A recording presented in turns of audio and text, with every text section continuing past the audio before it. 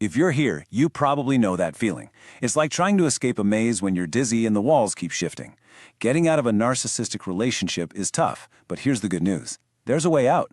And today, we're going to lay out the playbook for how you can take back your life step by step. I want you to really let this sink in. Healing isn't about magic, it's not about erasing what happened. It's about taking the keys back. Right now, the damage might be in the driver's seat of your life, but our goal, your goal, is to put it back in the trunk where it belongs so you can drive again. So think of this as your personal roadmap. You are not stuck. The exit is right here, and it starts with this very first step. We're going to walk through this whole journey together. Okay, first up, awareness. Nothing, and I mean nothing, changes without this. This isn't passive. Healing is something you have to actively choose. It all starts with a single, powerful decision. Here's the most important thing to get right away. The power is in your hands.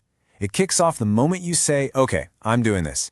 And it means accepting that, you know what, it's your responsibility to heal, not theirs. It also means taking a hard, honest look in the mirror. Not to blame yourself, but to understand what needs, what vulnerabilities they might have hooked into.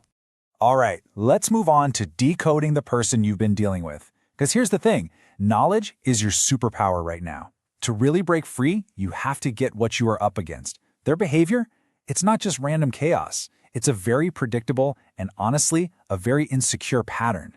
And this, right here, this is the whole game. There are two versions of them. There's the beautiful, perfect mask everyone else sees. But that mask is like glass, and it's held together by your agreement, by your compliance. The second you start to succeed on your own, it shatters. And what's underneath? Well, that's the real person. Someone who just doesn't have empathy, who sees people as tools, and who takes all their own inner chaos and just dumps it right onto you. And that's why this part is so critical and so hard. You have to stop lying to yourself. Stop making it look prettier than it is. Admitting that this whole thing is broken, that's not you feeling. That's you finally starting to win. So you've got the awareness. Now it's time to shift from just knowing to actually doing. These are the practical, real-world strategies you can use to protect yourself and start making your exit plan. First things first, you have to break this silence. Stop making excuses for them. Every time you stay quiet, every time you cover for them, you're essentially giving them a thumbs up. Your silence is their permission slip. So, it's time to take it back. Think about it. You've been like an all-you-can-eat buffet of emotional support, validation, and attention. It's time to close the kitchen. You don't have to be mean about it, but you do have to start turning off the tap of what they call narcissistic supply. It's the fuel they run on, and you're no longer the gas station. This one is a mental game changer. Right now, they probably loom large in your mind, like a giant. Your job is to shrink them. Mentally, you've got to demote them all the way back to what they were before you ever met them. Just some person, a stranger. When you do that, you take back all the power you gave them. And this is how you build your fortress. Get your people around you, friends, family, a therapist. Start making plans for your life without them in the picture. Build a mental wall, brick by brick, and make sure there are no holes. And this last one is absolutely crucial. Never, ever believe the promises or the apologies. They aren't real change. They're just a tactic to suck you back in. It's called hoovering like a vacuum cleaner. Don't fall for it. All right, we've come to the final and honestly, the most exciting part, building your new reality. This isn't just about surviving, it's about designing a life that is truly, deeply, and unapologetically yours.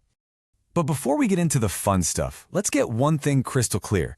Healing is not a straight line. It's not this nice, neat path up a mountain. It's messy. There are going to be good days, and there are going to be really, really bad days. And expecting it to be perfect will just set you up for disappointment.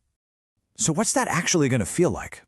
Well, it means some days you'll feel strong, and other days you'll feel like you're right back at square one.